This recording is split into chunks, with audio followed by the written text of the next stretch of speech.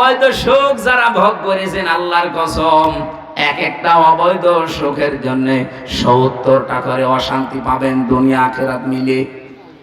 এর বাস্তব প্রমাণ আমার কুষ্টিয়ার হানিফ আরিনুর বাড়ি। ওই আগস্টের ৫ তারিখে বিকাল বেলা তো একটা নাজিল হয়েছিল আযাব, আবার এই ফেব্রুয়ারির ৫ তারিখে আযাবুল বুলডোজার নাজিল হয়েছে, পুরাটা মিশিয়ে দিয়েছে। অথচ কি দাপট ছিল দেখেছেন? আগস্টের ৫ তারিখের আগ পর্যন্ত দাপট কি গো, ক্ষমতা ভোগ করেছে, কিন্তু ওটা কি বৈধ না অবৈধ? আমরা চাই আপনাদের, আমি হিতাকাঙ্ক্ষী, কে কোন দল করেন এখন আমার সব চিন্তাবাদ, কারণ আমি কোরআনের আলেম। কোরআন যেহেতু সবার, আমিও এখন এক কথা বলেন না কেন? কেউ নিজের দিকে টেনে কথা বলবেন না, আমি সবার জন্য বলছি। যেহেতু অবৈধ সুখ ভোগ করলে কি হয় আমরা এখন হাড়ে হাড়ে টের পাচ্ছি, দেখতেও পাচ্ছি। আগামীতে যারা চেয়ারে বসবেন, এই চেয়ারে কেউ যেন বসে অবৈধ সুখ ভোগ করতে না পারে। আর এর জন্য কি নিয়ম আছে কিছু? এই জন্যই তো ছাত্ররা জীবন দিয়েছে, চেষ্টা যেন অন্তত নিরপেক্ষভাবে মানুষ চেয়ারে বসতে পারে। আপনি যদি এই কাজগুলো না করে আবার বলেন যে চাই, কি চান? নির্বাচন চাই, দিয়ে দিলাম, কি হবে? দিনের ভোট রাতে হবে।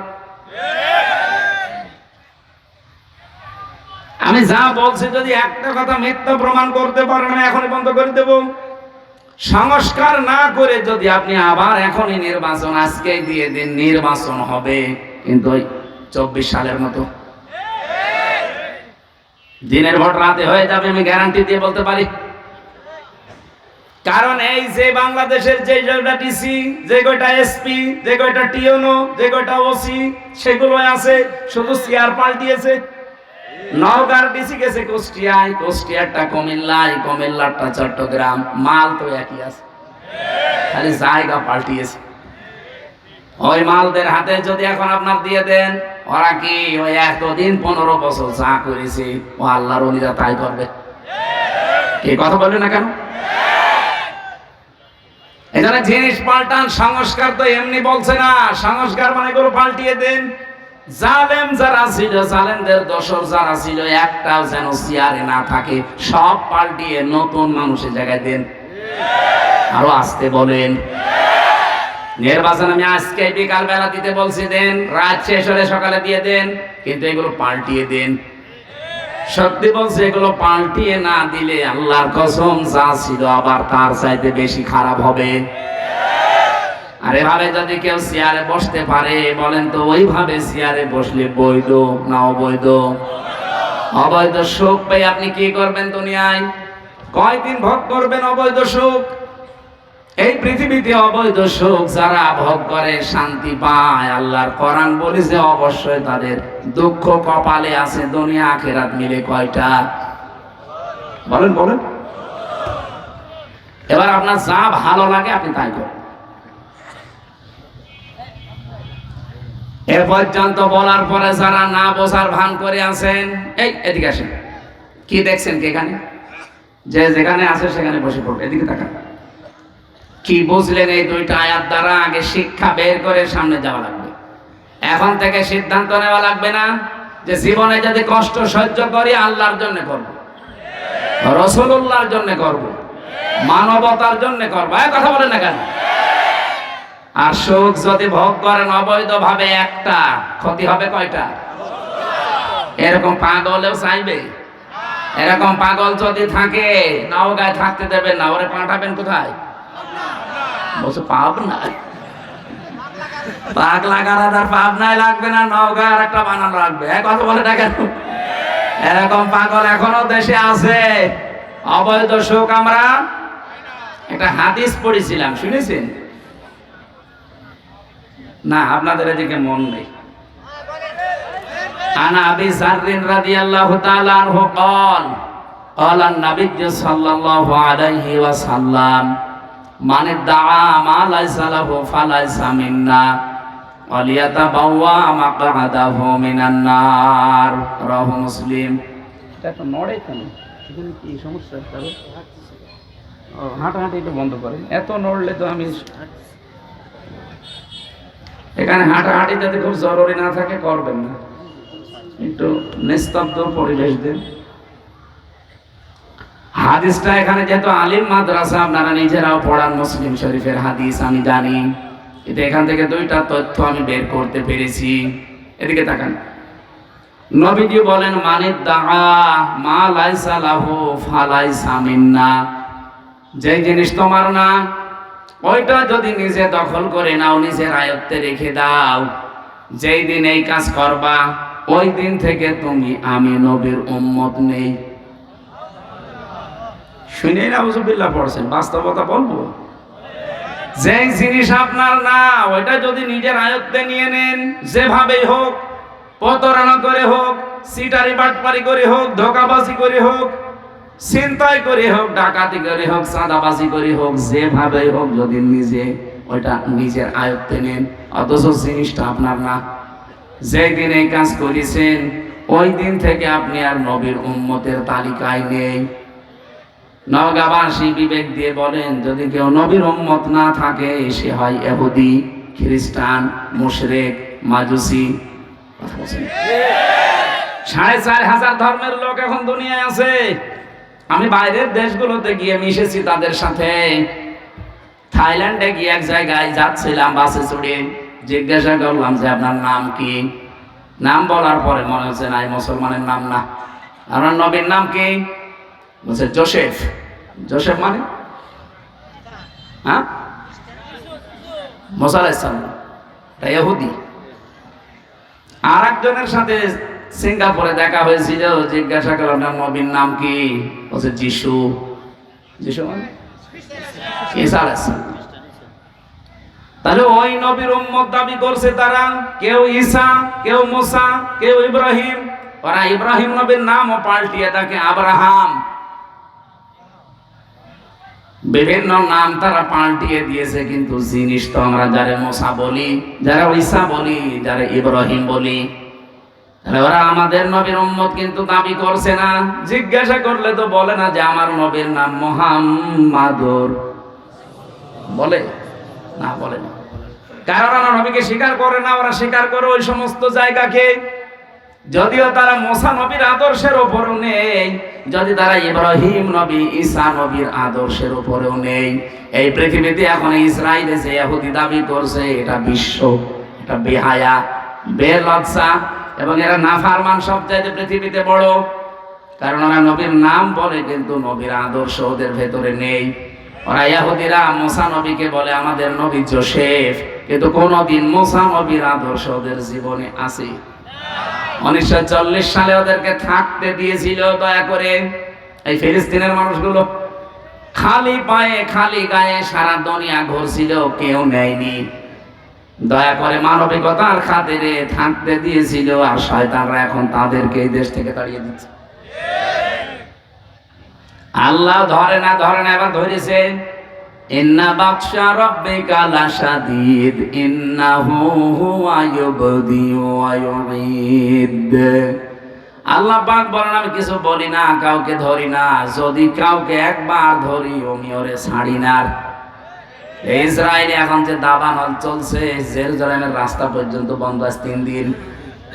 আপনি টের পাচ্ছেন?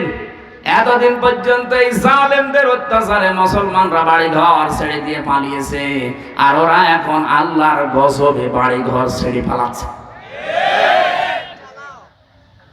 কত উন্নত প্রযুক্তির মেশিন লাগিয়েছে তারা, পানি দিচ্ছে লেভানোর জন্য আগুন, কিন্তু না যত দেয় তত আরো চলে। কারণ এই আগুন তো আর হামজা লাগায়নি, আগুন লাগিয়েছে কে?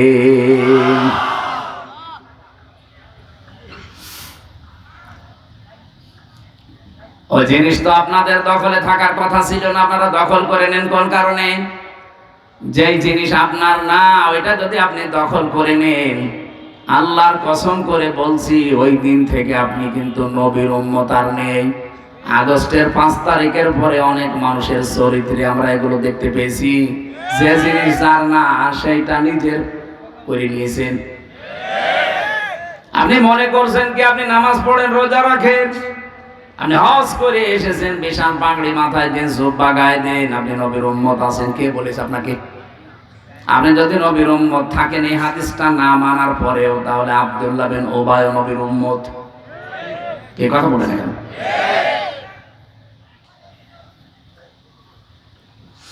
এই যে ভারতে মুসলিম আমাদের বাপ দাদা যারা হাজার হাজার লক্ষ লক্ষ বিঘা জমি জায়গা তারা ওয়াকফ করেছিল মসজিদ, মাদ্রাসা, খানকা, ঈদগাহ, গোরস্থানের জন্য। অথচ পৃথিবীর এই নিকৃষ্ট মানুষের তালিকায় যে 6 জন মানুষের নাম আছে, তার ভেতরে মোদি আছে 3 নম্বরে। এই মোদি 3 নম্বর লোক। এই তাম দুনিয়া তাকে ঘৃণা করে। শুধু বাংলাদেশের মানুষ আমরা না, তাম দুনিয়া। এটা রিপোর্ট দিয়েছে মাইক্রোসফট, খ্রিস্টানরা বানিয়েছে রিপোর্ট। পৃথিবীর 257টা রাষ্ট্র মিলে তারা রিপোর্ট বানিয়েছে পৃথিবীর নিকৃষ্ট মানুষ কারা। 6 জনের নাম এসেছে। নেতানিয়াহু একজন, মোদি একজন, আর যেটা পালিয়েছে ওইটা আছে। ওটা নিজে ডাকতেও নাম বলা যাচ্ছে না। আপনি কি মনে করছেন এই মানুষগুলোকে শুধুমাত্র আমরা খারাপ বলছি? কে বলেছে? তামাম দুনিয়ার যত সৃষ্টি আছে ওদেরকে সামনে নিয়ে যান, ওরা এই নামগুলো শুনলে ঘৃণা ভরে প্রত্যাখ্যান করছে। একটু বিবেকের তাড়নায় কথা বলেছিলাম। ভারতের একজন সেনাবাহিনীর একজন দায়িত্বশীল, তাকে আজকে নামিয়ে দিয়েছে, বাদ দিয়ে দিয়েছে। বিবেক বহির্ভূত কাজ পৃথিবীতে সবচাইতে বেশি করছে এখন ইন্ডিয়া। মুসলিমদের এই বিষয়গুলো এখন তারা ওয়াকফ আইন বাতিল করে দিয়ে নতুন করে অবৈধ আইন বানিয়ে এখন মুসলমানদের এই সম্পদগুলো সব নিয়ে নিচ্ছে। সম্পদ নিয়ে নিলে তো হয়, আগে ধরেছে তারা আল্লাহর ঘর মসজিদগুলো, একটা একটা করে সব মসজিদ তারা ভেঙ্গে গুড়িয়ে দিচ্ছে। পৃথিবীর মানুষেরা মাটির নিচে আমরা শুনি যে তারা তেল পায়, গ্যাস পায়, সোনা পায়, রূপা পায়। আর এই শয়তানরা শুধু মাটির নিচে মন্দির পায়। তাও যেখানে সেখানে মন্দির পায় না, শুধু মসজিদের নিচে। যে মসজিদ ভাঙ্গে বলে এখানে 500 বছর আগে মন্দির ছিল। আমরা যদি এখন বাংলাদেশে আওয়াজ তুলি যে ঢাকার স্বামীবাগে যে ইস্কন মন্দির, এটা 1000 বছর আগে মসজিদ ছিল, মেনে নেবেন? এই জন্য হিন্দু ভাইদেরকে বলবো, আজকে গোবিন্দ পরামানিকের বক্তব্য শুনেছেন, হিন্দু মহাজোটের মহাসচিব তিনি, সভাপতি। এই লোকটা জানাচ্ছে তামাম পৃথিবীর হিন্দুদেরকে আহ্বান জানায়, এই মাতাল মোদিকে আপনারা থামান। কারণ শুধু হিন্দুদের জন্য না, তামাম পৃথিবীর মানবতার জন্য আজ ক্যান্সার হয়ে দাঁড়িয়েছে। ওরা যদি না থামানো যায়, পৃথিবীর সামনে কিন্তু বসবাসের অযোগ্য হয়ে যাবে। অলরেডি দাঙ্গা আরম্ভ করে দিয়েছে ভারতে। আরে ভাই, দাঙ্গা ওখানেই থাকবে না, দেখেন 10 দিন পরে ঢুকলো বলে বাংলাদেশে। কারণ আশপাশের কোন রাষ্ট্র এখন নিরাপদ না। কোন রাষ্ট্রের সাথে এই কোলাঙ্গারদের সম্পর্ক ভালো নেই। ওদের সম্পর্ক ভালো আছে মালদ্বীপের সাথে। যে কয়েকদিন আগে আমার এই হোসাইন মালদ্বীপ শ্রীলঙ্কা ঘুরে আসলো, সব মালদ্বীপের সাথে ওদের সম্পর্ক ভালো নেই, শ্রীলঙ্কার সাথে ভালো নেই, ভুটানের সাথে ভালো নেই, পাকিস্তানের সাথে তো নেই, আফগানিস্তানের সাথেও ভালো নেই, মায়ানমারের সাথে ভালো নেই। আমাদের সাথে ভালো ছিল, ববু ছিল, ববু নেই, ভালো নেই। ববু চলে যাওয়ার পরে আমরা খুব মুসিবতে আছি। একজন বছর ঠিক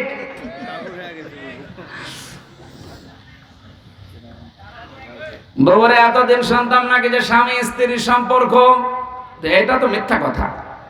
কারণ দাদা তো ফুল হাতা আর আমরা হাফ হাতা। ফুল হাতা বোঝে? আমি জেলখানা এটা বুঝতাম না। জেলখানা এক পেয়েছিলাম, জেলার দেবদুলাল। ও যখনই জেলে প্রবেশ করতো, গেট দিয়ে আসার সঙ্গে সঙ্গে কয়েদিরা যারা এক বাক্যে আওয়াজ দিত, ফুল হাতা ঢুকতেছে। তখন বুঝলাম যে বেটা মুসলমানি দিইনি। মুসলমানি না দিলে কি বলে? ফুল হাতা। আর আমরা এখানেও ফুল হাতা আছে, এই যে ছোটগুলো। না মানে না ও ফুলাতা, এই ছোট ছোট গুলো এগুলো সব ফুলাতা না, এগুলো হাফাতা এখন হয়নি। যাই বলেন এতদিন পর্যন্ত মিথ্যা কথা ছড়িয়েছেন এই 15 বছর যে আমাদের স্বামী স্ত্রীর সম্পর্ক, না এটা আর বলবেন না, এটা সম্ভব না। কারণ আমাদেরটা যাই হোক অন্তত হাসি কথা বলছেন। আর দাদা তো জীবনে যদি এখন মুসলমানি দেওয়া লাগে, এই বুড়ো বয়সে আপনি হাজাম পাবেন কোথায়? এখন বুড়ো হাজাম লাগবে না। আপনি এই বয়সের কোন ছেলে দিয়ে মুসলমানি দিতে পারবেন? তো লজ্জা পাবেন, বলবে বুড়ো হাজাম নিয়ে আসেন। এখন বুড়ো হাজামের হাতে আপনি অস্ত্র দেবেন, ও আগা কাটতে যে গোড়া কেটে বাদ দিয়ে দেবেন। আমি আর নিচে নামলাম না। দাদা জীবনের মতো বিয়ে করার স্বাদ মিটে যাবে। আর দাদা যদি মুসলমানি না দেয়, ও মুসলমান না হয়, ওর সাথে বিয়ে দেওয়া জায়েজ আছে। আমরা আহ্বান জানাচ্ছি গোবিন্দ পরমাণিক সাহেবের সাথে, তামাম দুনিয়ার সব হিন্দুরা একজোট হয়ে লোকটাকে থামান। অন্তত আমরা সবাই যেহেতু প্রতিবেশী পাল্টানো যায় না। আমরা চাই সবাই মিলেমিশে অন্তত দুনিয়ার জীবনটা পার করি, কেউ থাকবো না আমরা। আপনি হিন্দু হন, খ্রিস্টান হন, মুসলমান হন, যাই হন, আর 100 বছর পরে এই পৃথিবীর জমিনে কেউ থাকবেন না। সব মাটির নিচে নাই আগুনে পুড়ে শেষ হয়ে যাবেন। পরবর্তীতে নতুন প্রজন্ম এসে এখানে আবার চাষ করবে, এই কথা বলছেন এখানে।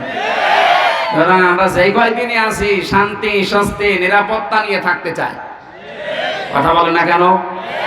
আর আমাদের নিরাপত্তা দেওয়ার একচ্ছত্র মালিকানা মোদি, আমেরিকা। কার?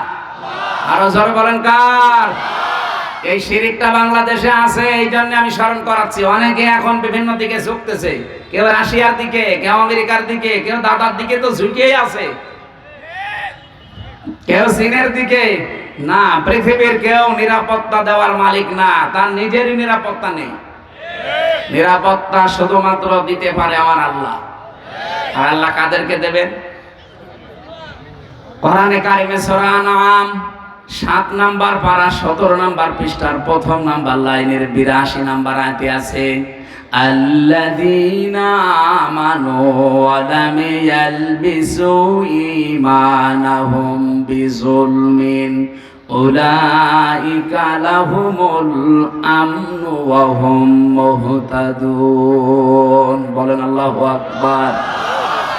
আল্লাহ পাক বলেন দুনিয়ায় যারা ঈমান আনবে আর ঈমানের সাথে যারা শিরিক, জুলুম, এখানে জুলুমন মানে আর শিরকিন, যারা জুলুম এবং শিরিক তাদের ঈমানের সাথে মিশ্রণ করবে না, উলাইকা লাহুমুল আমনু, এই মানুষগুলোই আল্লাহর কাছে নিরাপত্তার হকদার।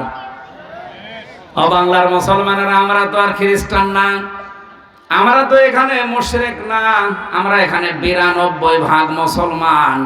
অন্যান্য ইবাদত বন্দেগী কম থাকতে পারে, কিন্তু নামের আগে আমার মুহাম্মদ আছে। 92% মুসলমান আমরা। শান্তি, স্বস্তি, নিরাপত্তা আল্লাহ দেবেন। উলাইকা, আল্লাহ বলেন আঙ্গুল দিয়ে মনে হচ্ছে দেখাচ্ছে, ইসমে ইশারা, উলাইকা লাহুমুল আমনু, এই মানুষগুলোই লাহুমুল আমনু, এদেরকে আমি আল্লাহ নিরাপত্তা দেব, এরা নিরাপত্তার হকদার। যদি তারা ঈমান আনার পরে ঈমানের সাথে শিরিক আর জুলুম মিশ্রণ না করে। বাংলাদেশে ঈমানদার যারা দাবি করতাম তাদের সাথে শিরিক আছে না নেই? জুলুম আছে না নেই? বলেন বলেন। শিরিক কি, জুলুম কি, এই দুইটা যদি আপনি পরিষ্কার হয়ে যান, ওই দুইটা থেকে নিজেকে মাহফুজ রাখবেন, হেফাজত করবেন। আল্লাহর কসম, দুনিয়ায় কেউ পাশে না থাক, হেফাজত করার দায়িত্ব নিয়ে নেবে কে? এক কথায় বলছি, শিরিক কি? আল্লাহ যেটা পারে ওইটা অন্য কেউ পারে, এই বিশ্বাস করার নাম শিরিক। এক কথা বলছেন এটা? আল্লাহ যেটা পারে ওইটা অন্য কেউ, আরো জোরে বলেন। কেউ যদি বিশ্বাস করে থাকেন আপনি শিরিক করছেন, আর শিরিক করলে আপনি আর মানুষ নেই, মুশরিক। আর মুশরিক যারা তাদের জন্য আল্লাহর শাস্তি হচ্ছে ইন্নাহু মাইয়ুশরিক বিল্লাহ ফাকাদ হারামাল্লাহু আলাইহিল জান্নাহ ওয়া মাওয়াহুন নার ওয়া মা লিয-যালিমিনা মিন আনসার। সূরা মায়েদা 6 নাম্বার পারা 19 নাম্বার পৃষ্ঠার 12 নাম্বার লাইনে আয়াতটি আছে, কোন মানুষ যদি পৃথিবীতে শিরিক করে 1 নাম্বার শাস্তি আল্লাহ তাকে জান্নাত হারাম করে দিয়েছে আর জাহান্নাম তার জন্য আশ্রয় স্থল। বলেন নাউজুবিল্লাহ। আজকে থেকে সিদ্ধান্ত নিয়ে ফেলেন, আল্লাহ যেটা পারে ওটা অন্য কেউ দুনিয়ায় পারে? আরো জোরে বলেন, না পারে না। আমি আজকে একটা শিরিক পেয়েছি, যে বাড়িতে ছিলাম উনি ওই বিশ্বাসে বলেছে কিনা আমি জানি না, কিন্তু বিশ্বাস যদি থাকে আপনি আজকেই পাল্টাবেন। যেমন পেছনে বসে আছে, ওনার 2টা ছেলে আছে, আর একটা ছেলে নাকি স্ত্রীর পেটে, ওইটাও সানো করে দেখেছে ছেলে হবে। পানি নিয়ে এসে বলছে হুজুর এমন পানি পড়বেন যেন মেয়ে হয়। মনে হচ্ছে আমি ডাউনলোড করে দেব। মানে জ্ঞানী মানুষ, হয়তো এই লাইনের মানুষ না, জেনারেল শিক্ষিত মানুষ, এরকম বহু মানুষকে আমরা এটা পাই যে মানুষগুলোর বিশ্বাস আল্লাহ যেটা পারে দুনিয়ায় অন্য কেউ এটা পারে। আমার উপরে বিশ্বাস করেছে যে পানি এমন ভাবে পড়বেন যেন এবার আর ছেলে না হয় মেয়ে হয়। পানি পড়া আপেল পড়া দিয়ে যদি ছেলেকে মেয়ে বানিয়ে দিতে পারতাম তা আমার ম্যাডামের কি হতো? এটা তো একটা বললাম, এবার আর একটা বলছি, নাকি বলবো না? কোরআনে কারিমে যে বিধান আল্লাহ দিয়েছেন এ পৃথিবী চালানোর জন্য, দুনিয়ার মানুষ যদি কেউ নবীকে জিজ্ঞাসা করতো ওই সময় ইয়াকুলুনা হাল্লানা মিনাল আমরি মিন শাইইন কুল ইন্নাল আমরা কুল্লাহু লিল্লাহ। আল্লাহ পাক এটা সূরা আলে ইমরানে আছে 4 নাম্বার পারা 9 নাম্বার পৃষ্ঠার 3 নাম্বার লাইনের 154 নাম্বার আয়াতের মাঝের অংশে পাবেন। এটা তাফসীরে ফি জিলালিল কোরআনে সাইয়্যিদ কুতুব এভাবে লিখেছেন। এই সিলাই ওঠাওঠি করেন, বসেন বসেন, ওখানে বসিয়ে দেন।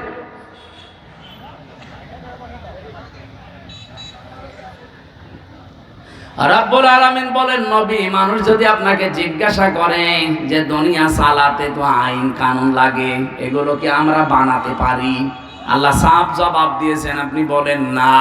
বলে ইন্নাল আমরা কুল্লাহু লিল্লাহ, আইন শুধুমাত্র বানাতে পারে কে? আল্লাহ। আরো সরে বলেন, আল্লাহর দেওয়া আইনের পাশাপাশি কেউ যদি আইন বানায় সে শিরিক করছে। কি কথা বলেন? আপনি 318 পৃষ্ঠার এই বইটা পড়েন, এই যে নারী কমিশন বানিয়েছে যেটা, পুরাটা পড়ে দেখেছি আমি। এখানে আমার দৃষ্টিতে প্রত্যেকটা পয়েন্টে তারা ভুল করেছে, আর অধিকাংশগুলো আল্লাহর কোরআনের আয়াতের বিরুদ্ধে লিখেছে। ওরা 3 নাম্বার পয়েন্টে এটা লিখেছে যে দেহ আমার, সিদ্ধান্ত আমার, এটা কোরআনের আয়াতের বিরুদ্ধে। সূরা আরাফ এটা 8 নাম্বার পারা 16 নাম্বার পৃষ্ঠার 12 নাম্বার লাইনের 54 নাম্বার আয়াতে আছে, মাঝের অংশে পাবেন আলা লাহুল খালকু ওয়াল আমরু। আল্লাহ বলেন এই পৃথিবী বানিয়েছি আমি, সিদ্ধান্ত দেবে কে? আল্লাহ। আর ওরা বলছে দেহ আমার, সিদ্ধান্ত আমার। আরে ভাই, দেহ আপনার মানে? আমার এই যে 33 বছর বয়স, 34 বছর আগে আমির হামজা নামে কোনো অস্তিত্ব ছিল? আসতে বলেন।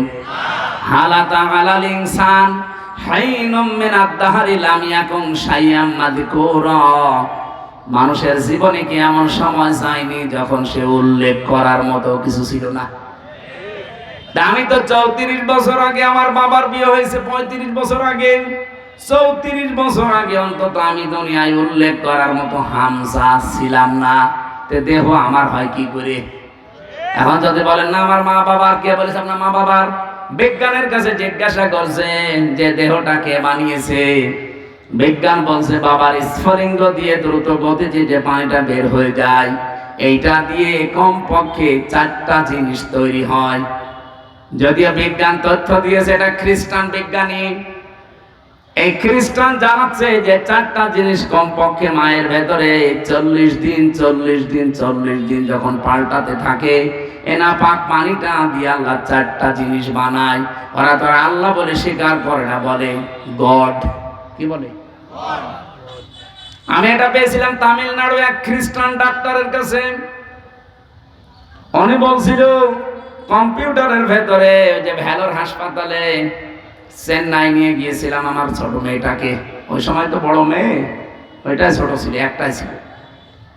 বলছিল রক্ত, গোশত, চর্বি আর চামড়া, মায়ের রেহেমের ভেতরে যে নাপাক পানিটার থলি আছে, ফিকরারি মাকিন বলা হয় যেটাকে, ওখানে একটা সুরক্ষিত জায়গায় একটা নাপাক পানি আছে। ওই পানির ভেতরে এই পানি দিয়ে মিশ হয়। ওটা দিয়ে আল্লাহ আরো 4টা জিনিস বানায়, চুল, রগ, হাড় আর পর্দা। 8টা জিনিস যখন এক হয়, তখন মাটির নির্যাস থেকে যে আমরা বলি যে আল্লাহ মানুষ বানিয়েছে কি দিয়ে, না, সরাসরি মাটি দিয়ে বানিয়েছে আদমকে। আর আমাদেরকে আল্লাহ মাটি দিয়ে বানাননি, তামাম পৃথিবীর সব মানুষকে আল্লাহ বানিয়েছে মাটির নির্যাস দিয়ে। এখন যদি এখানে জিজ্ঞাসা করা হয়, খালি আলেমরা বাদ দিয়ে আমার মনে হয় অধিকাংশ মানুষ বলতেই পারবে না যে মাটি বানিয়েছে কি দিয়ে, মশলা দিয়ে।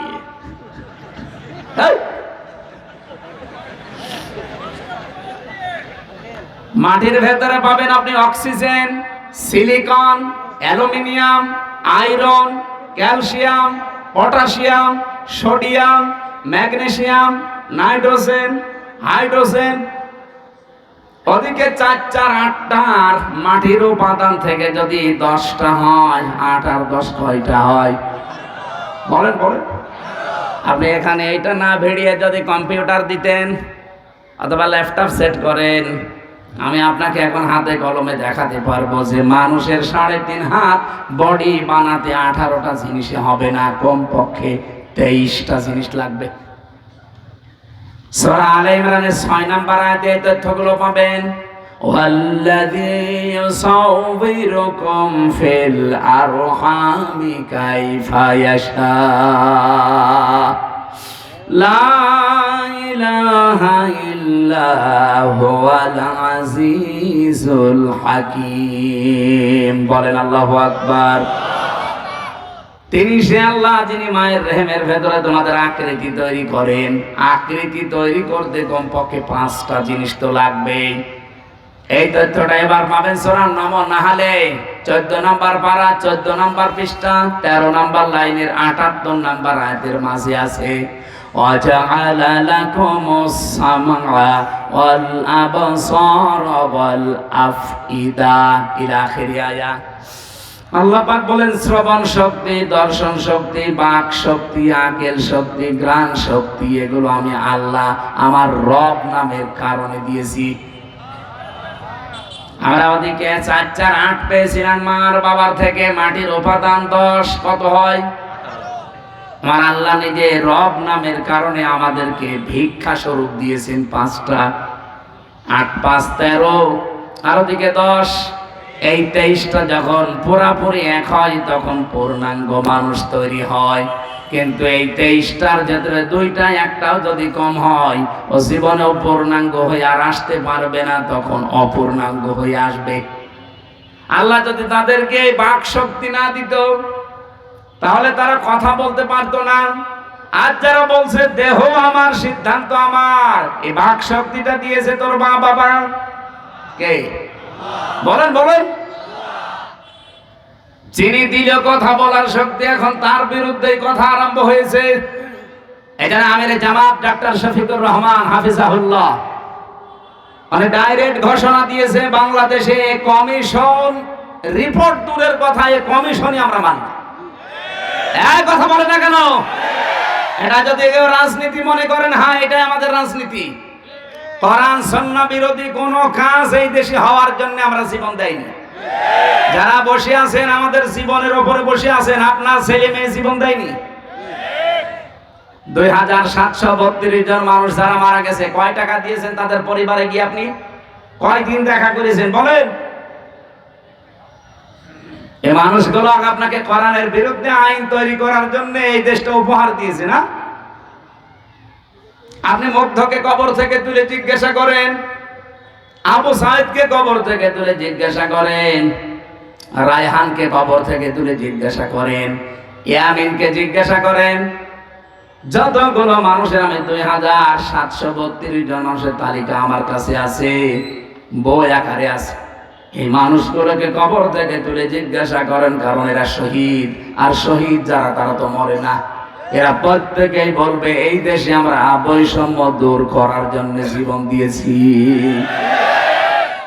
আপনি এত কি হয়ে পড়লেন যে আল্লাহর ভেতরে আপনি বৈষম্য খুঁজে পাচ্ছেন? যে নারী পুরুষের সমান অধিকার দেওয়া লাগবে, এটা বৈষম্য করেছে আল্লাহ, এই জন্য এই আইন আমরা মানি না। আমরা নতুন করে কমিশন তৈরি করে ওনার রিপোর্ট দিয়েছি। বিশেষ করে 4টা বিষয় দেখলাম মারাত্মক। 1 নম্বরে বিয়ের ক্ষেত্রে, 2 নম্বরে তালাকের ক্ষেত্রে, 3 নম্বরে অভিভাবকত্বের ক্ষেত্রে, 4 নম্বরে সম্পদাদি বন্টনের ক্ষেত্রে। এই 4 জায়গায় নাকি আল্লাহ পুরুষকে বেশি দিয়েছে, মেয়েদেরকে কম দিয়েছে। এই জন্য এখানে পক্ষপাতিত্ব হয়েছে, ওনারা এটা মানে না।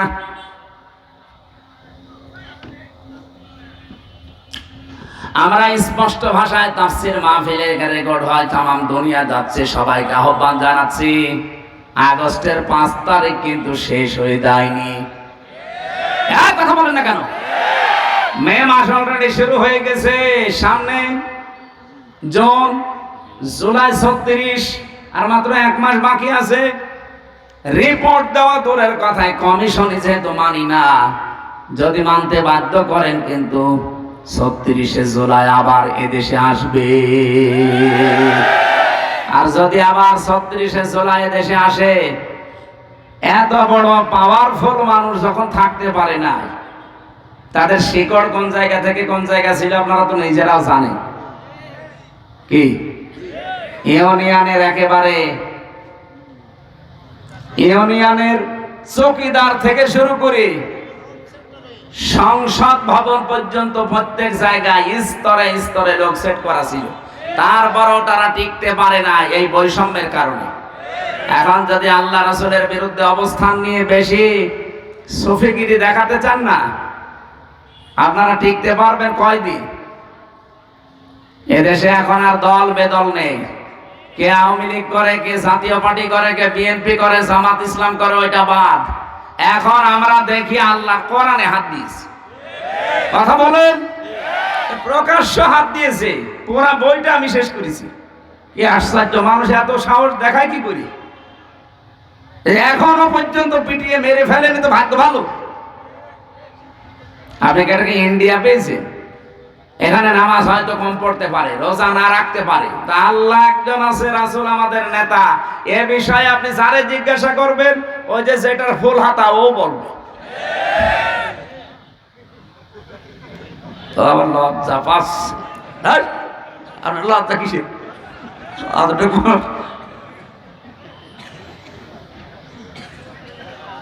না, আমি হাসির ছলে বলি নাই, বাস্তবতা এইটা আমরা সতর্ক করে দিলাম। এরপরেও যদি কেউ মানতে না চান, নিজের কপালে নিজে আগুন লাগাবেন। যে যখন চেয়ারে থাকে সে তখন গিয়ারে থাকে। চেয়ার পেয়েছেন তো গিয়ারে আছেন, টের পাচ্ছেন না কিছু। 92% মুসলমান যদি আবার 36শে জুলাই তৈরি করা লাগে, কোরআন কায়েম করে ছাড়বে ইনশাআল্লাহ। যেহেতু আমরা নিরাপত্তা চাই, আমাদের প্রতিবেশীর কাছে আমরা স্বস্তি শান্তিতে নিরাপত্তায় নেই। আমাদের নিরাপত্তা শুধুমাত্র দিতে পারে চীন।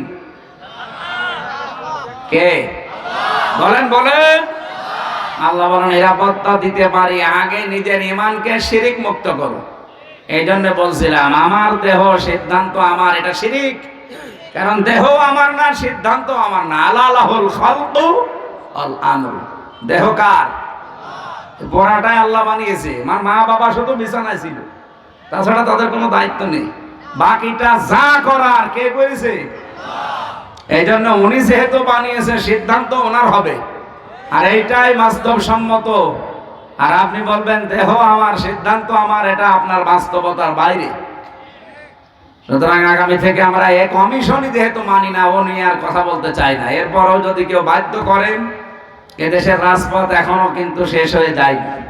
আমরা আশা করব দেশকে অস্থিতিশীল করার জন্য এই কিছু কোলাঙ্গার মহিলার কথা শুনে, যেগুলো কোলাঙ্গার না হলে আল্লাহর কোরআনের বিরুদ্ধে হাত দেয়। আর এরা মহিলা বলে কি এদের? এগুলো সব ডাস্টবিন থেকে এসেছে। এদেরকে মহিলা বলা যায়? চেহারা দেখেছেন এক একটার? চেহারা দেখলে তো হালকা পাতলা বোঝা যায় মেয়ে লোকের কোন চিহ্ন আছে কয়টার ভেতরে, যে কয়টা কমিশনে বসে আছে। দেখা সূরা কলমের 13 নম্বর আয়াতের তাফসিরে পড়েছি, যারা কোরআনের বিরুদ্ধে অবস্থান নেয় ওয়াদুল্লিম বাদা যালিকা সানিম, এগুলো যার সন্তান। আমি বলতে চাই না, তারপরেও তো বাস্তবে মিলে যাচ্ছে। আপনি কোরআনে হাত দিতে গেলেন কোন সাহসে? নিজের জন্মটা খারাপ করে ফেললেন। আশা করছি আপনারা থামবেন, এরপরে কপালে যা আছে আল্লাহ করবে। এই জন্য আমরা শান্তি, স্বস্তি, নিরাপত্তা যদি আল্লাহর পক্ষ থেকে বাংলাদেশ পেতে চাই, বহির্বিশ্বের যে এখন আন্তর্জাতিক ষড়যন্ত্রগুলো চলছে, অলরেডি যেহেতু দাঙ্গা মোদি লাগিয়ে দিয়েছে, এ বাতাস আসতে কিন্তু বেশি দেরি হবে না। এই কথা বললেন না? বাস্তবতা কিছু বোঝার চেষ্টা করেন। আমরা শান্তি, স্বস্তি, নিরাপত্তা পেতে চাইলে ঈমান যায় আছে, ঈমানের সাথে যেন শিরিক মিশ্রণ না হয়। যেহেতু আল্লাহর আইনের সাথে অন্য কোনো আইন মিশ্রণ করা শিরিক, সুতরাং এই দেশে আল্লাহর আইনের বাইরে কোনো আইন আমরা চলতে দিতে পারি না, তাহলে দেশটা নিরাপত্তাহীন হয়ে যাবে। আমরা চাই দুনিয়া যার, আইনও চলবে। এ কথার সাথে দ্বিমত আছে কারো? আমার ভাইরা, নামাজ যদি আপনার কমও থাকে, রোজা আপনার কম হয়েছে, পর্দা পশিদা কম হয়েছে, কিন্তু ঈমানটা যদি সত্যি আপনি পরিষ্কার রাখতে পারেন, আকীদা যদি আপনি বিশুদ্ধ হতে পারে, অল্প কিছু করলে আপনাকে আমার আল্লাহ নাজাত দিয়ে দেবেন। আখলিস দীনাকা ইয়াকফিকাল আমালুল কলিল, তোমার ঈমানকে খাঁটি করো, অল্প আমলে নাজাতের জন্য এইটাই যথেষ্ট হয়ে দাঁড়াবে। আল্লাহ হাদিসটা মেনে চলার তৌফিক দিন, বলেন আমিন।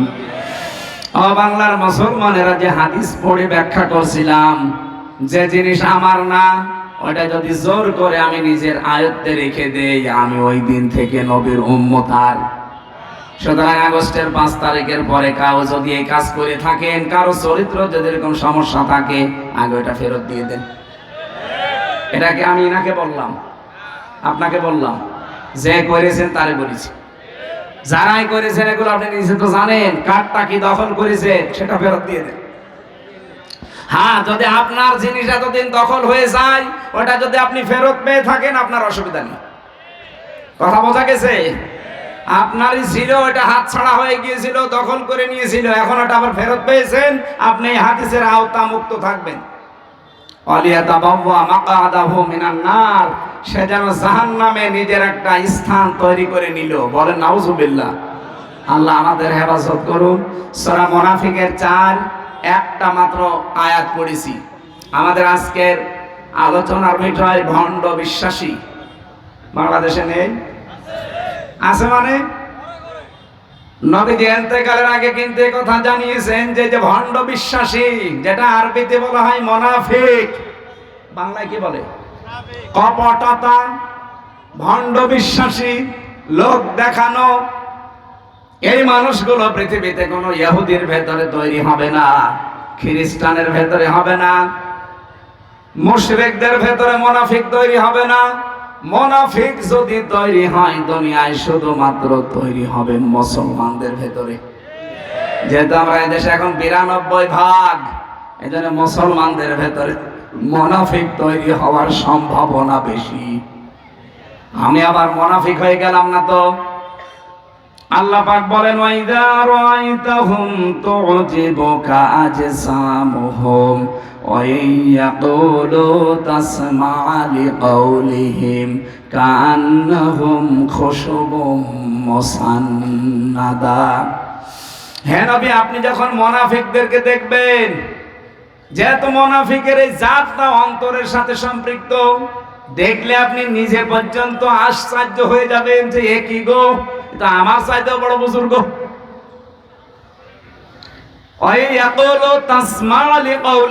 তাদের সাথে যদি আপনি কথা বলেন, যা তাদের কথা যদি আপনি শোনেন, আপনি বিমোহিত হয়ে পড়বেন, আপনি নিজেকে খেয়ে হারিয়ে ফেলবেন যে কি আমিও তো এত সুন্দর করে ইনিয়ে বিনিয়ে কথা বলতে পারি না। মুনাফিকদের উপরে ফিটফাট ভেতরে বলেন বলেন। রব্বুল আলামিন তাদের উদাহরণ দিতে গিয়ে জানিয়েছেন কান্নাহুম খুশুবুম মুসান্নাদা, তারা যেন কাঠ খোদাই করা দেওয়ালের মতো। এত সুন্দর একটা উদাহরণ আল্লাহ সেট করেছেন, এটা পড়লে আমার কাছে কোরআনে কারিমের এই যে বালাগাত ফাসাহাত পরিপূর্ণ আমার আল্লাহ কোরআন, এই আয়াতটা তার প্রমাণ।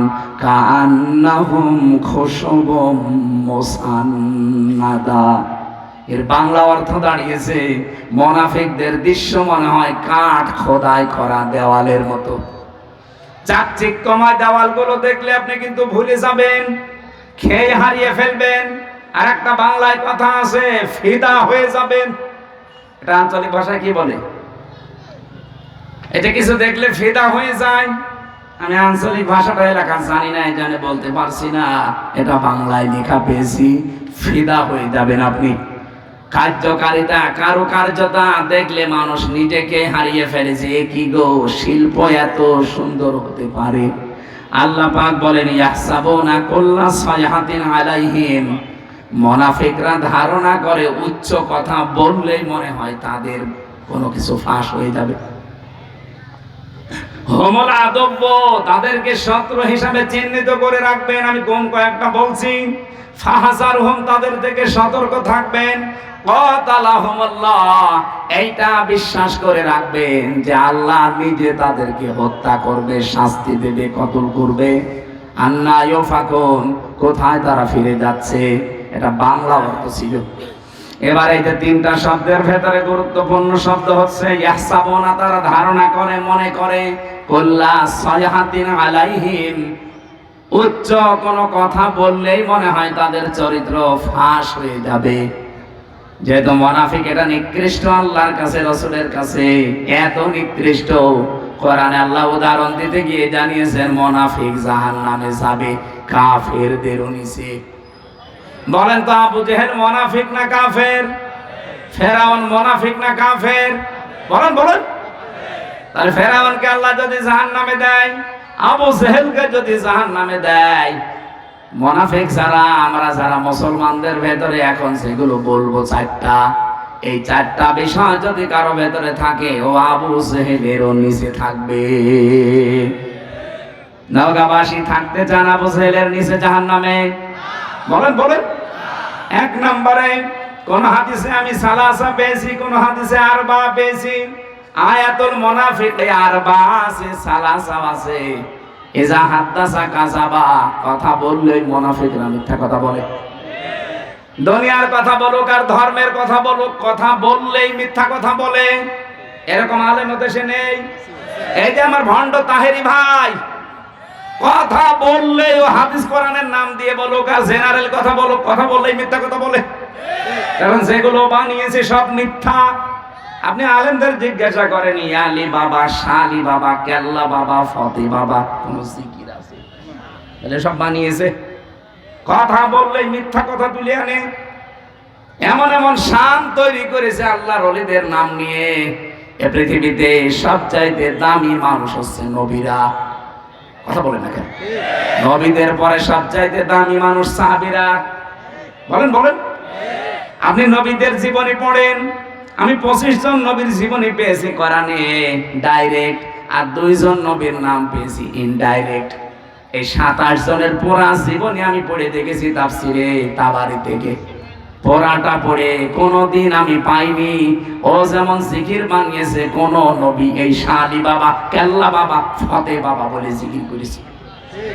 তাহলে পড়াটা মিথ্যা, এটাকে আর ব্যাখ্যা করা লাগবে? সাহাবীদের জীবনী পড়েন, হেকায়েতে সাহাবা সহ যত সাহাবীর জীবন আমি নিজে পড়েছি। একটা দুইটা না, বিশ্ববিদ্যালয়ে থাকাকালীন বহু সাহাবীর জীবন আমার ছিল। পড়াটা পড়ে কোনোদিন আমি পাইনি একদিনের জন্য কোন সাহাবী ইয়া রাসূলুল্লাহ, ইয়া রাসূলুল্লাহ এই জিকির করেছে। অথচ ওরা নাম দিয়েছে আহলে সুন্নাত ওয়াল জামাত, ওদের নাম দেওয়া দরকার আহলে বেদাত ওয়াল জামাত।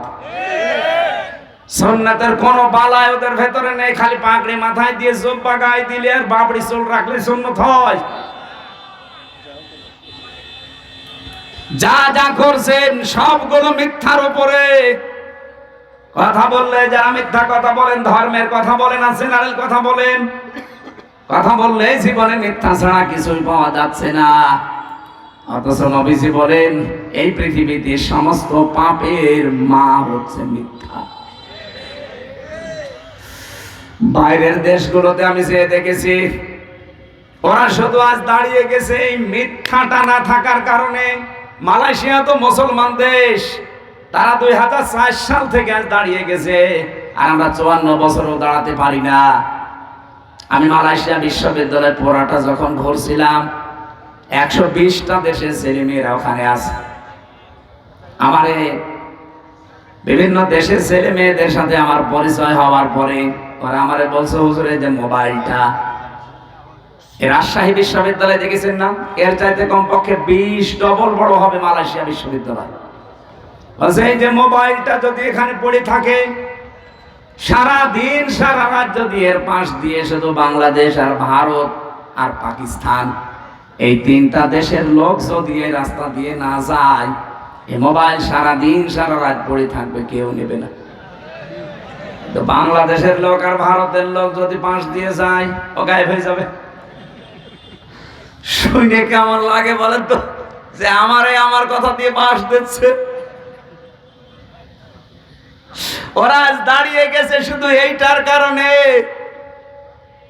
সত্যের উপরে যতটুকু আছে তারপরেও তো 100 ভাগ নেই। আমার যতটুকু দেখায়, 10 দিন আমি ছিলাম, এর আগে একবার গিয়েছিলাম, পড়াটা অবজার্ভ করে আমি যতটুকু পেয়েছি, ওই মানুষগুলো আজ দাঁড়িয়ে যাওয়ার পেছনে হচ্ছে মিথ্যা থেকে ওরা দূরে। মিথ্যা বলতে চায় না, ধোঁকাবাজি করবে, মানে খাদ্যে ভেজাল দেবে, ঔষধ মিশাবে, ফরমালিন দেবে, যদি ধরা পড়ে কোনো বিচার রাখবে না, হিসাবও নেই, সঙ্গে সঙ্গে মেরে ফেলবে।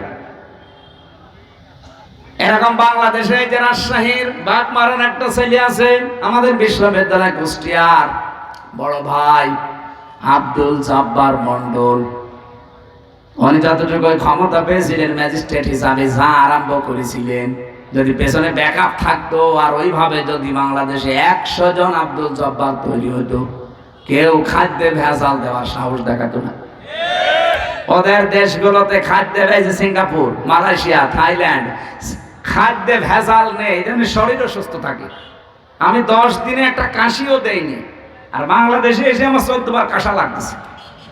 কারণ এই দেশে খাদ্যে যে ভেজাল, 2 নম্বরে যে জার্ম, যে আকাশে বাতাসে যে পলিউশন, এরপরে যে ধুলাবালি গরু, ও দেশে একটা খড়কুটা নেই। অথচ বাংলাদেশে চাইতে মালয়েশিয়া প্রায় 5 ডবল বড়। না ভাই, মুনাফিক যদি মুনাফিকি করেন, মুসলমানদের ভেতরে যেহেতু এটা তৈরি হবে, তো এই জন্য আমাদের সাবধান, আমরা যেন মুনাফিকি না করি। 2 নম্বরে ওয়াইদা ওয়াদা আখলাফা, ওয়াদা করলে তারা খেলাফ করবে। যেহেতু সামনে ওয়াদার একটা মৌসুম আসতেছে, কত মানুষ কত ওয়াদা আপনাকে দেবে, পার হয়ে গেলে পাটনি বাড়া সারা হয়ে যাবে। ওয়াদা একটা যারা ঠিক রাখে না। 3 নম্বরে ওয়াইদা তুমিনা খান, যারা আমানত রাখলে খেয়ানত করে।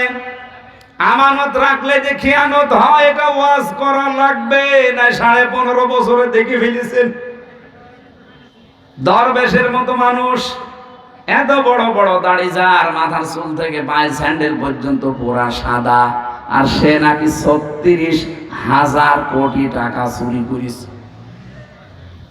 দেশে যদি কোরআনের আইনাজ থাকতো, এই দরবেশের 1 হাত না 2 হাত না, ওরা আরো কিছু জিনিসপত্র কেটে ফেলত। কত চোর এই দেশে, একটাও থাকতো, এমনি তো পালিয়েছে, যে কয়টা এখন আছে একটাও থাকতো না। আমরা চুরি না করে আমাদেরকে যেভাবে জেলে নিয়ে যেতেন, মাথায় দড়ি দিয়ে, কালো কাপড় দিয়ে মুখ পেঁচিয়ে, পেছনে হ্যান্ডকাপ দিয়ে, ডান্ডা বেড়ি লাগিয়ে, বুলেট প্রুফ জ্যাকেট দিত বুকের উপরে, মাথার উপরে টুপি দিত, মনে হচ্ছে যে কি নিয়ে যাচ্ছে, অথচ কিছুই না। আর এখন এত বড় বড় কোটি কোটি টাকা চুরি করা মানুষ, মনে হচ্ছে জামায় আদরে কোটে উঠতেছে।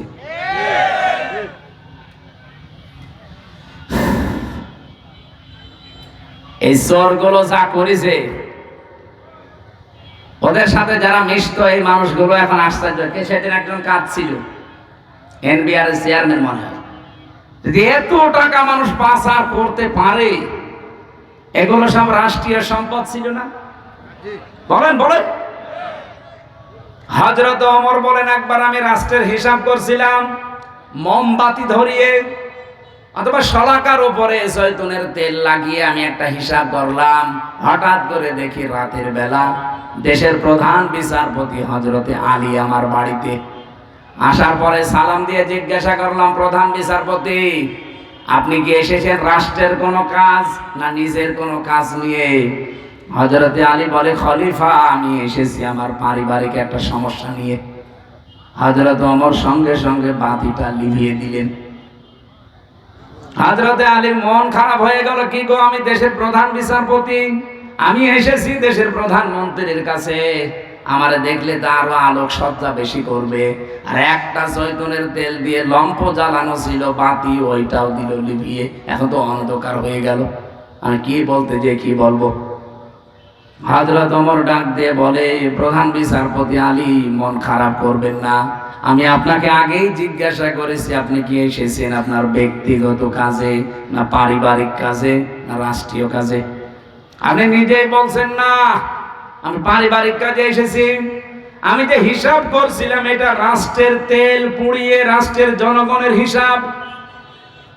তা আপনি আসলেন আপনার পারিবারিক ব্যক্তিগত জীবনের সমস্যা নিয়ে। জনগণের তেল পুড়িয়ে আমি কাজ করি, এ সময় আপনার সাথে কথা বললে জনগণের আমানতের সাথে খেয়ানত হবে। হযরতে আলী বলেন, এই দিন থেকে ওমরের প্রতি রাগ না মহব্বত যা ছিল, ভালোবাসা, এগুলো আরো আল্লাহ বৃদ্ধি করে দিয়েছে। দেশের 1628 জন মানুষ যদি এভাবে আমরা তৈরি করতে পারতাম, আজ বাংলার মুসলমানেরা সুযোগ আল্লাহ সব সময় দেয় না, 54 বছর পর একটা সুযোগ অলরেডি দিয়েছে। এবার যদি হাতছাড়া হয়ে আবারও চোর ডাকাত আবার এসে যায়, 100 বছরের সুযোগ আর পাবেন না। আমি বলছি না আপনি এই লোকটাকে দেন, এই লোকটাকে দেন না, আপনি এমন মানুষকে আপনার রায়, আপনার সিদ্ধান্ত, আপনার ভোট, আপনার আমানতটা দেবেন যে লোকটা পেরিয়ে আল্লাহর কাজ করবে, রাসূলুল্লাহর কাজ করবে, মানবতার কাজ করবে। আর যদি না নিজেই মারিং কাটিং এর ওস্তাদ হয়, আপনার নিজের কপালে নিজে কোড়াল লাগাবেন না। সূরা হুদের 98 নাম্বার আয়াতটা বাড়িতে আজকে পড়বেন। ইয়াকদুমু কওমাহু ইয়াউমাল কিয়ামাতি ফাআওরাদাহুমুন নার ওয়া বিসাল ওয়িরদুল মাওরুদ। আল্লাহ পাক এর বাংলা অর্থ হচ্ছে, যেই দলের নেতা জাহান্নামে যাবে ওই দলের অনুসারী কর্মী সব তার সাথে জাহান্নামে যাবে।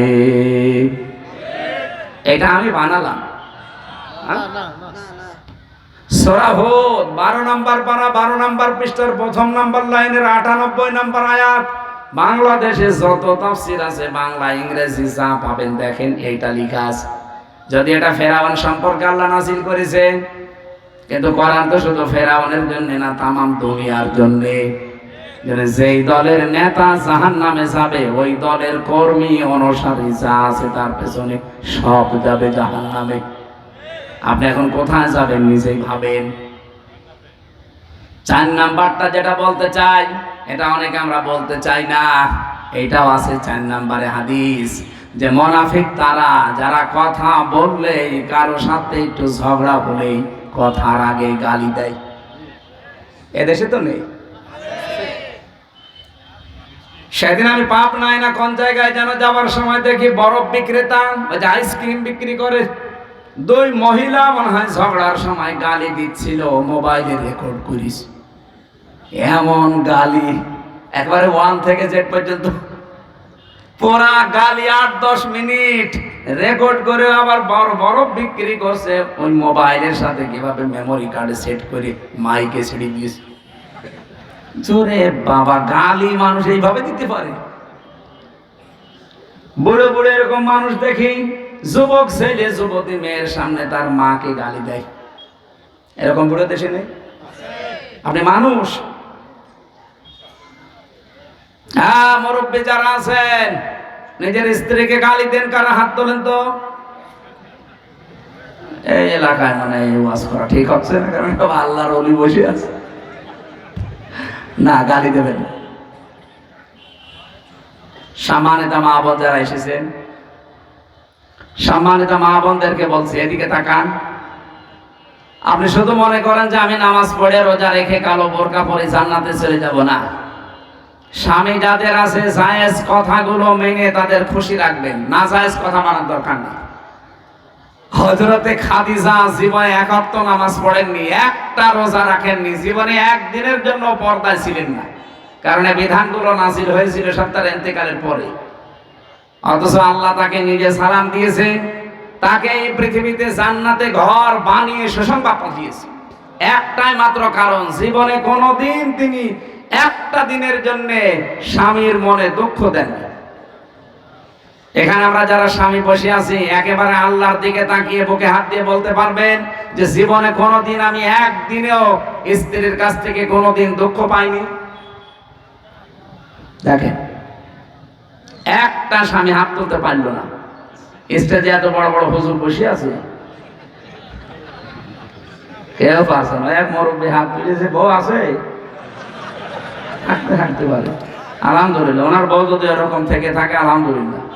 মা বোন যারা এসেছেন, আপনি চিন্তা করে বলেন, এখানে হাজার হাজার স্বামী, একটাও আমরা হাত তুলতে পারলাম না। আমিও পারি নাই, কি করে তুলবো? মিথ্যে কথা বলবো কি করি? পারবো না। এই জন্যে আপনাদেরকে আমি সতর্ক করছি, আপনার আদর্শ যেন খাদিজাতুল কুবরার মতো হয়। আমরা আর টানতে পারছি না, আমার গলা বসে যাচ্ছে। এই আয়াত আবার সামনে আসলে আমরা আবার কথা বলবো। আমার লিখিত জেলখানার একটা বই ছিল মেয়েদের উপরে, দাম্পত্য জীবনে যে সমস্ত কলহগুলো, সমস্যার সমাধান করার জন্য আমি বই লিখেছিলাম, দেখে দেখে একেবারে বাস্তব। গাড়ি কোথায়? এটা গাড়ি না? এই গাড়ি থেকে মেয়েদের জন্য নিয়েছেন, কাছে রাখবে। আল্লাহুম্মা আমিন। লা হাওলা ওয়ালা কুওয়াতা ইল্লা বিল্লাহিল আলিয়্যিল আযীম। লা হাওলা ওয়ালা কুওয়াতা ইল্লা বিল্লাহিল আলিয়্যিল আযীম। মুনাফিকের যে জারগুলোর কথা শুনলাম, আল্লাহ আমাদের ভেতর থেকে বের করে দাও। আজকের মাহফিলের আলোচনার সওয়াবগুলো নবীজির রওজায় পৌঁছিয়ে দাও। মাটির নিচে যারা ঈমান নিয়ে ঘুমিয়ে আছে, এদেরকে ক্ষমা করে দাও।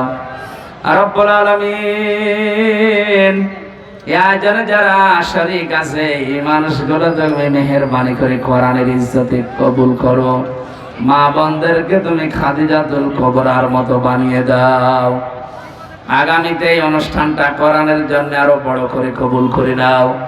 পড়ইল আলিম মাদ্রাসা আল্লাহ কিয়ামত পর্যন্ত দিনের মার্কাজ হিসাবে কবুল করে নাও। কয়েকদিন পরে আমার একটা অনুষ্ঠান আছে, ভারসই, ওখানে কোরআনের কথাগুলো সঠিকভাবে তোমার বান্দা বান্দীদের সামনে বলার তৌফিক আমাকে দিও। এলাকায় মাটির নিচে কত মানুষ ঘুমিয়ে আছে, কোরআনের ইজ্জতে এদের মাফ করে দাও। মাহফিলের সভাপতি আমার বাবুল চৌধুরী ভাইকে মাফ করো। প্রধান অতিথি জনাব আব্দুর রকিব ভাইকে মাফ করো। বিশেষ অতিথি যত মানুষ আমরা এসেছি, জীবনের গুনাহগুলো মাফ করে নেকি বানিয়ে দাও। বারাকাল্লাহু লানা ওয়া লাকুম ফিল কোরআনিল আযীম। আলহামদুলিল্লাহি রাব্বিল আলামিন।